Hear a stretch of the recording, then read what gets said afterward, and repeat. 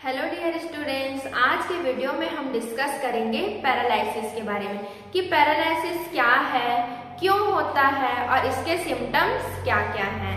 Paralysis को हम generally लकवा के नाम से भी जानते हैं। तो आइए हम जानते हैं कि पैरालिसिस क्या है। ठीक, पैरालिसिस का मतलब होता है शरीर के किसी हिस्से या पूरे शरीर की मांसपेशियों की हरकतें करने की क्षमता खत्म हो जाती है। मतलब लकवा हम लोग उस स्थिति को बोलते हैं जब हमारे बॉडी का कोई भी एक पार्ट या पूरा हमारा बॉडी काम करना बंद कर देता है। उस स्थिति को हम लोग बोलते हैं पैरालिसिस या फिर लकवा। ठीक है, ये कब होता है? ये तब होता है जब मस्तिष्क और मांसपेशियों के बीच का संबंध टूट जाता है। आप सभी जानते हैं कि ब्रेन में नर्व हैं, मतलब नसें हैं, जो हमारी जो है मसल्स को क्या करते हैं, इंस्ट्रक्शन देते हैं, वर्क कराते हैं। लेकिन पैरालिसिस होता कब है? जब हमारी ब्रेन की नसें और मसल्स के बीच जो है वो कनेक्टिविटी नहीं हो पाती है, जिसके कारण ब्रेन जो है मसल्स को जो एक्टिविटी नहीं करा पाता और वो क्या हो जाते हैं, काम करना बंद कर देते हैं। ठीक है, उस स्थिति में व्यक्ति क्या हो जाता है, पैरालिसिस हो जाता है। ठीक, हमारा मस्तिष्क नसों के माध्यम से मांसपेशियों को हरकतें करने के लिए संकेत करता है। जैसा कि मैंने आपको बताया, हमारे ब्रेन में क्या है, नर्व है। ठीक है, नर्व क्या करती हैं, नसें हैं, वो क्या करती हैं, मसल्स को एक्टिविटी कराती हैं, सूचनाओं का आदान प्रदान करती है, जिसको फॉलो करते हुए मसल्स जो है क्या करते हैं, एक्टिविटी करते हैं। लेकिन पैरालिसिस में क्या होता है, जो हमारी ब्रेन की नसें हैं और मसल्स के बीच कनेक्टिविटी नहीं होने के कारण क्या हो जाती है, मसल्स जो है वो शिथिल हो जाती हैं, जिस कारण व्यक्ति जो है पैरालिसिस हो जाता है। जब ये नसें खराब हो जाती हैं, मस्तिष्क की कोशिकाएं काम करना बंद कर देती हैं, तब मांसपेशियां हरकतें नहीं कर पाती। मतलब जो हमारी ब्रेन में नसें हैं, ठीक है, वो किसी कारणवश क्या हो जाती है, खराब हो जाती है या उनमें ब्लड क्लॉट हो जाता है, तो वो जो है अपने काम को, मतलब सूचनाओं को मसल्स तक नहीं पहुंचा पाती, जिसके कारण मसल्स एक्टिविटी नहीं करते हैं। ठीक है, और व्यक्ति क्या हो जाता है, पैरालिसिस हो जाता है। अब हम लोग जानते हैं टाइप्स ऑफ पैरालिसिस। आप सभी ने ये ध्यान दिया होगा कि देखिए, कुछ लोगों का जो है हाथ काम करना बंद कर देता है, कुछ लोगों को केवल फेस जो है वो टेढ़ा हो जाता है, कुछ व्यक्ति का जो है हाफ बॉडी काम करना बंद कर देता है और कुछ व्यक्ति का केवल लोअर पार्ट काम करना बंद कर देता है। तो इसी के आधार पे हम लोग जानते हैं टाइप्स ऑफ पैरालिसिस, मतलब पैरालिसिस के प्रकार।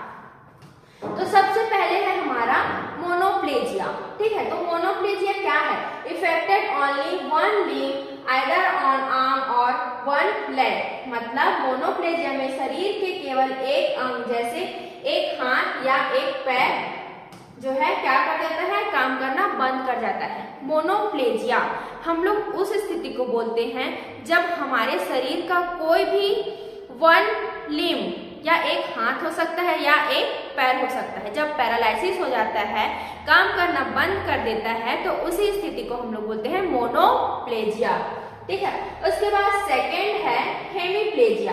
तो हेमीप्लेजिया में क्या होता है, affected one side of the body either right और लेफ्ट। मतलब हेमीप्लेजिया में शरीर के एक तरफ यानी कि दाएं या बाएं हिस्से पर असर होता है। मतलब हेमीप्लेजिया पैरालिसिस का ऐसा टाइप है जिसमें हमारे बॉडी का, देखिए हमारा बॉडी जो है दो भाग में डिवाइड है, राइट और लेफ्ट। तो राइट या लेफ्ट बॉडी का कोई भी एक हिस्सा काम करना बंद कर देता है, या तो वो पूरा लेफ्ट हो सकता है या तो वो पूरा राइट बॉडी हो सकता है। मतलब हमारे बॉडी का वन साइड जो है जब इफेक्ट होता है, तो उस स्थिति को हम लोग बोलते हैं हेमीप्लेजिया। उसके बाद है हमारा पैराप्लेजिया। पैराप्लेजिया हम किसे कहते हैं, affected the lower part of the body. Paraplegia में शरीर के निचले हिस्से, खासकर दोनों पैर पर असर पड़ता है। मतलब पैराप्लेजिया एक ऐसी स्थिति है जिसमें व्यक्ति का लोअर पार्ट, मतलब दोनों पैर, ठीक है, काम करना बंद कर देता है। उस स्थिति को हम लोग बोलते हैं पैराप्लेजिया। उसके बाद फोर्थ है हमारा क्वाड्रिप्लेजिया। ठीक, क्वाड्रिप्लेजिया को हम लोग टेट्राप्लेजिया के नाम से भी जानते हैं। ठीक है, क्वाड्रिप्लेजिया को हम लोग एक और नाम से बोल सकते हैं tetraplegia. affected the both arm and both legs. Quadriplegia या टेट्राप्लेजिया में शरीर के चारों अंग, दोनों हाथ और दोनों पैर प्रभावित होते हैं। ठीक है, मतलब क्वाड्रिप्लेजिया या टेट्राप्लेजिया में हमारे शरीर का दोनों हाथ और दोनों पैर जो है काम करना बंद कर देता है। उस स्थिति को हम लोग बोलते हैं क्वाड्रिप्लेजिया या फिर टेट्राप्लेजिया। उसके बाद फिफ्थ है हमारा facial paralysis, affected the muscles of the face often seen in Bell's palsy. मतलब फेशियल पैरालिसिस में चेहरे की मांसपेशियां प्रभावित होती हैं, जैसा कि बेल्स पाल्सी में देखा जाता है। मतलब फेशियल पैरालिसिस में हमारे फेस की मसल्स इफेक्ट होती हैं। ठीक है, उसे हम लोग बोलते हैं फेशियल पैरालिसिस।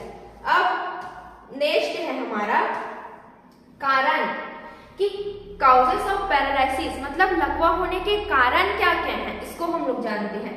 तो सबसे पहले स्ट्रोक पैरालिसिस का सबसे प्रमुख कारण है। स्ट्रोक मतलब जब हमारी नसों में ब्लड क्लॉट हो जाता है और हमारी नसों में रक्त संचार अच्छे से नहीं हो पाता, उस स्थिति में क्या हो जाता है, स्ट्रोक हो जाता है। तो स्ट्रोक पैरालिसिस का सबसे प्रमुख कारण है। ठीक, स्ट्रोक में मस्तिष्क में रक्त प्रवाह रुक जाता है या कोई नस फट जाती है। देखिए, स्ट्रोक जो है पैरालिसिस का कारण है। तो स्ट्रोक क्या है, जब हमारी ब्रेन की नसों में ब्लड क्लॉट हो जाता है। ठीक है, तो फिर क्या हो जाएंगी, सूचनाएं अच्छे से उसमें एक्सचेंज नहीं हो पाएंगी, जिस कारण नसें अपनी काम नहीं कर पाएंगी और वो मसल्स को आदेश नहीं कर पाएंगी, जिसके कारण क्या हो सकता है, व्यक्ति पैरालिसिस हो सकता है।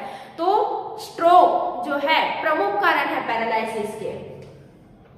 ठीक है, स्ट्रोक में क्या होगा, नसों में ब्लड जो है वो क्लॉट हो जाता है, जिसके कारण नर्व अच्छे से काम नहीं कर पाते, जिसके कारण वो मसल्स को जो है आदेश नहीं कर पाती और मसल जो है वो शिथिल हो जाती है, मतलब पैरालिसिस हम उस स्थिति को कह सकते हैं। उसके बाद सिर की गंभीर चोट या दुर्घटना से मस्तिष्क को नुकसान पहुंचने पर भी पैरालिसिस हो सकता है। जैसे किसी कारणवश जो है क्या हो जाएगा, हमारे सिर पर चोट लग जाएगी, ठीक है, एक्सीडेंट हो जाएगा, तो फिर हमारी जो ब्रेन की नसें हैं उसको क्या होगा, इफेक्ट होगा, जिसके कारण भी व्यक्ति पैरालिसिस हो सकता है।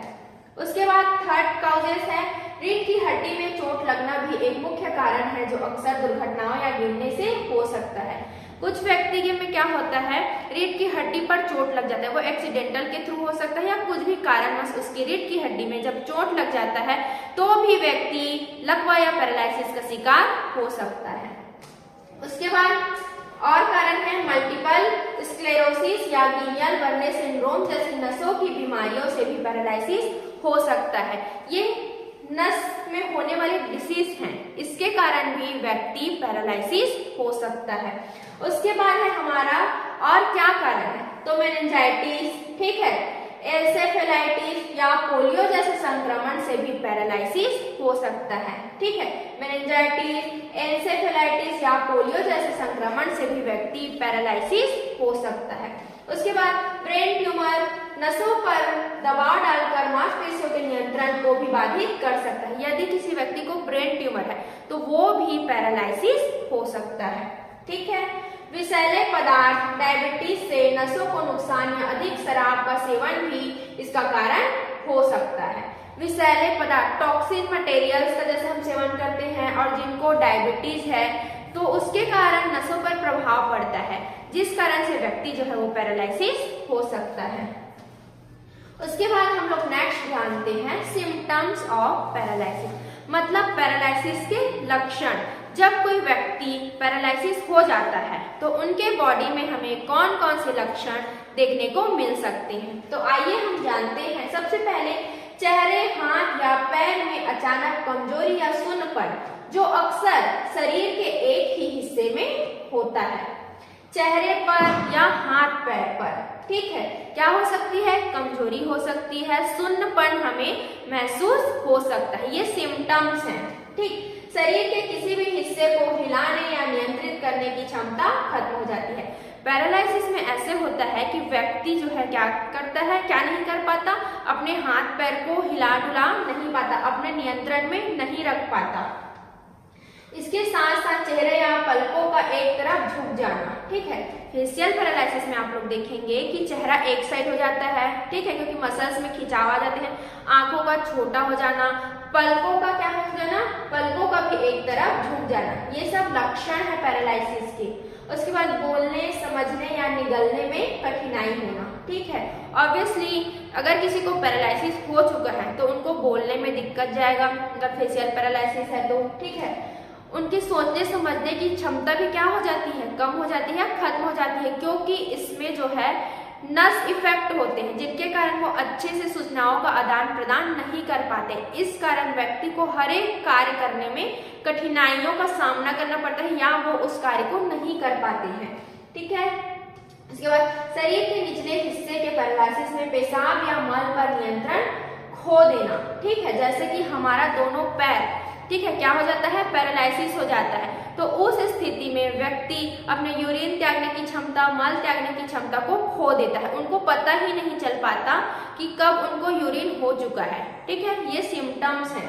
उसके बाद संतुलन खोना, चक्कर आना या चलने में कठिनाई होना, उनको बैलेंसिंग में दिक्कत होता है, बैलेंस बना के चल नहीं पाते हैं, चक्कर आ सकता है उनको, और जो है चलने फिरने में कठिनाइयों का सामना करना पड़ता है। चेहरे के पैरालिसिस में मुंह एक तरफ झुक जाता है और चेहरा भावहीन दिखता है। जैसा कि मैंने बताया फेशियल पैरालिसिस में हमारा फेस, अगर किसी को फेशियल पैरालिसिस है तो फेस एक साइड हो सकता है, ठीक है। आज के वीडियो में टोटल मैंने आपको पैरालिसिस, जिसे हम नॉर्मली रूप से लकवा के नाम से जानते हैं, आप लोग देख रहे हैं कि अभी के दौर में ज्यादातर लोग हार्ट अटैक, ब्रेन स्ट्रोक और लकवा जैसी बीमारी के शिकार हो रहे हैं, ठीक है। तो आज की वीडियो में टोटल पैरालिसिस क्या है, पैरालिसिस के कारण और उसके लक्षण के बारे में मैंने आपको बताया। यदि ये वीडियो आपके लिए नॉलेजेबल रहा तो मेरे वीडियो को लाइक करें और मेरे चैनल को सब्सक्राइब करें। Thank you.